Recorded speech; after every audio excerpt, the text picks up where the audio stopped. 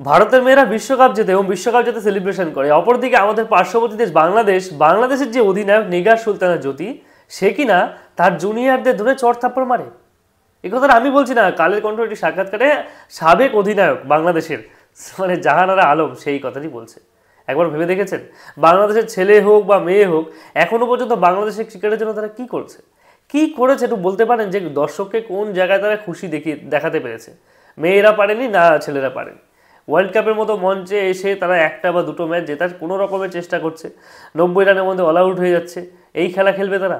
এই খেলা খেলবে? এই জন্য তাদেরকে মানে ব্যাটিং শেখানো হয়, বড় বড় কোচ দিয়ে দেখানো হয়, আবার এদিকে নিজের কর্তৃত্ব ফলানোর জন্য কাউকে চড় থাপ্পড় মারছে। আরে ভাই, তুমি অসফল হতেই পারো, কিন্তু তাই বলে তুমি কাউকে চড় থাপ্পড় মারবে তোমার জুনিয়রদেরকে? আরে ভাই, সে যেমন যোগ্যতায়, তুমি যেমন তোমার যোগ্যতার টিমে সুযোগ পেয়েছো, সেও তার যোগ্যতার টিমে সুযোগ পেয়েছে, তোমার দয়াতে পায়নি, বা তুমি সেই দলের হর্তাকর্তা বিধাতা নও। এই কথাটা মাথায় রেখো। যাই হোক, এই ভিডিওটি বানাতাম না, খুবই খারাপ লাগলো। আমাকে কয়েকজন মেসেজ করছে, দাদা এই বিষয়ে কিছু বলুন, তাই বলতে বাধ্য হলাম। তাই জাহানারা আলম যে কথাটি বলেছে বা যে কথাটি তিনি বলেছেন, তিনি যথেষ্ট ভালো কথাই বলেছেন যে নিগার সুলতানা জ্যোতি কিন্তু এই ধরনের কাজ করে। আমি এতদিন ভাবতেই পারিনি, হয়তো সে ভেবেছিলাম যে সে টিমের জন্য বা লোকেদের জন্য বা তার জুনিয়রদের জন্য সে অনেক কিছু ভাবে, কিন্তু আজকে যা দেখলাম তার যে ব্যাপারটা, এখন ওই অধিনায়ক নিশ্চয়ই, সাবেক অধিনায়ক, তিনি নিশ্চয়ই মিথ্যা কথা বলেননি।